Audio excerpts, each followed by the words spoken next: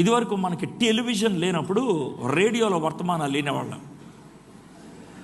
సాయంకాలం పూట విశ్వవాణి అనే వర్తమానం వాళ్ళు వచ్చేది. అయితే మధ్యాహ్నం 2:30 నుంచి 2:15 నుంచి 3 o'clock దాకా ఒక 45 minutes 2-3 ప్రోగ్రాంలు వచ్చాయి. దాంట్లో ఒక ప్రోగ్రాం పేరు జీవజలాలు. దాంట్లో ఒక ఆయన మాట్లాడేవాడు, ఆయన పేరు జీ జాన్. బాగా మాట్లాడేవారు, కదలకుండా జాగ్రత్తగా మాట్లాడేవాడు, వాక్యాన్ని ఉన్నట్లుగా బోధించేవాడు.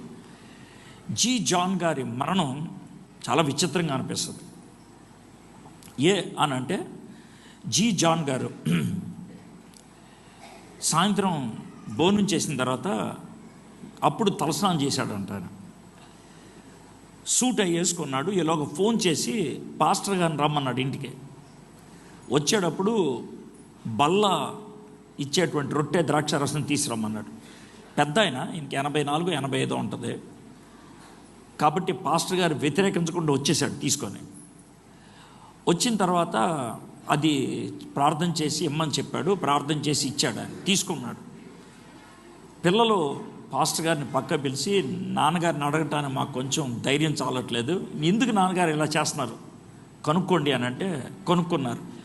ఏం లేదు, ఈ రాత్రికి ప్రభువు నన్ను తీసుకెళ్ళిపోతాను అన్నాడు, అందుకని సిద్ధపడుతున్నాను అని ఆయన గెడ్డం అన్నీ చేసుకొని, ముఖానికి అంతా పౌడర్ అన్నీ రాసుకొని, చక్కగా సూట్ వేసుకొని ఆయన ఇది చేసి ఒక 20 నిమిషాలు పిల్లలందరితో మాట్లాడి ఓ అరగంట తర్వాత ఆయన చనిపోయాడు.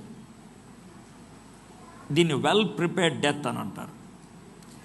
నాకు ఒక్కోసారి ఏమని కోరిక అనిపిస్తుంది అంటే, ప్రభా నేను చచ్చిపోవడానికి ముందు ఒక పావుగంట టైం ఈ ప్రభా అని, ఓ పావుగంట. ఈ పావుగంటలో ఒకవేళ మీకు ఇస్తే మీరేం చేస్తారు? నాకేం చెప్పొద్దు, మీరు ఆలోచించుకోండి. ఏం చేస్తారు? ఎవరితో మాట్లాడటానికి ఇష్టపడతారు? ఏం చెప్పడానికి ఇష్టపడతారు? చివరి క్షణాల్లో మీరు అడ్జస్ట్ చేసుకోవాలనుకునేది ఏంటి? సెటిల్ చేసుకోవాల్సింది ఏంటి? అది మీరు ఆలోచించుకోండి.